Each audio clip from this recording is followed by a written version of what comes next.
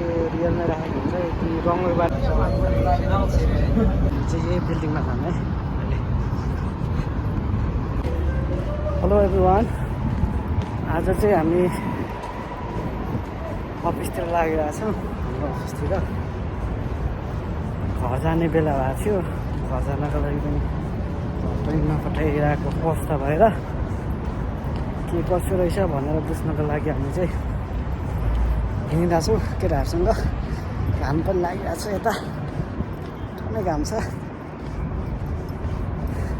मेरो केटाहरू चाहिँ त्यो अगाडि हिँडिरहेको छ है। केटाहरू चाहिँ यहाँ हिँडिरहेको छ दुईजना, अरू 6-7जना अघि नै गइसकेको छ। चाहिँ यही बिल्डिङमा छन् है अहिले। जाम परिसकेको छ। घरमै अब यहाँ रेड लाइट बलिरहेको छ। अब उता जानुको लागि चाहिँ हामीले यहाँ दबाउनु पर्ने हुन्छ। अलिक छिटो त्यो लाइट चाहिँ येल्लो हुन्छ।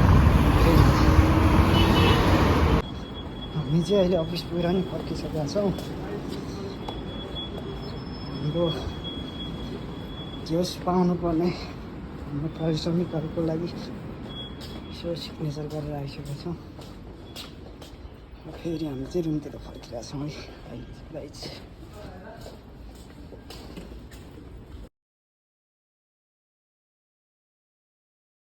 हामी एक तला मुनि छौँ। यहीँबाट जाने अर्को तलामा तल केटा तल छ। चाहिँ जानु पऱ्यो।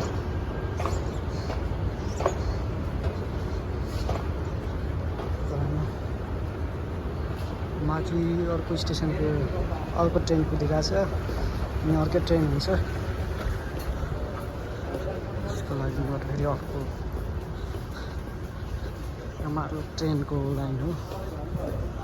तल यहाँबाट अर्को ट्रेन छ।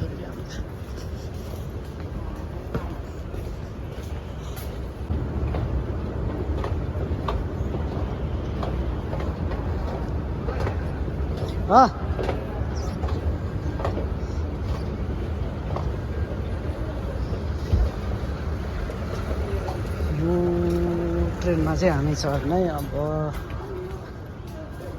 आफ्नो डिपार्टमेन्ट चाहिँ यहाँ फ्यामिली डिपार्ट हो। सिङ्गल यता रहेछ सिङ्गल।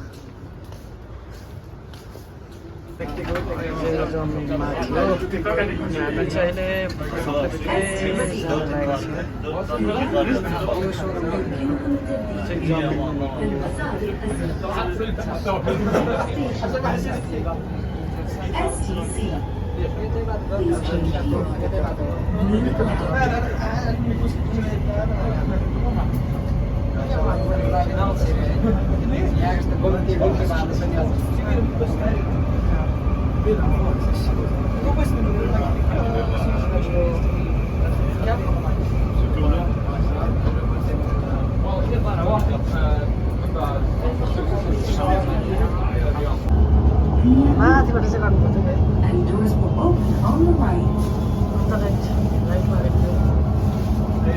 साथीहरू यता चाहिँ लङ वेको लागि यस्तो राखिदिएको हुन्छ। हजुरहरूले सायद यहाँ भिडियोतिर देख्नु भएको थियो होला। यहाँ चाहिँ रियलमै राखेको हुन्छ कि रङ वेबाट आयो भने टायर चाहिँ यसले पन्चर गरिदिन्छ। त्यही भएर आफ्नै वेमा हिँड्नुपर्छ। यो यताबाट आउनेलाई मात्र, उताबाट आयो भने इन्ट्री हुँदैन।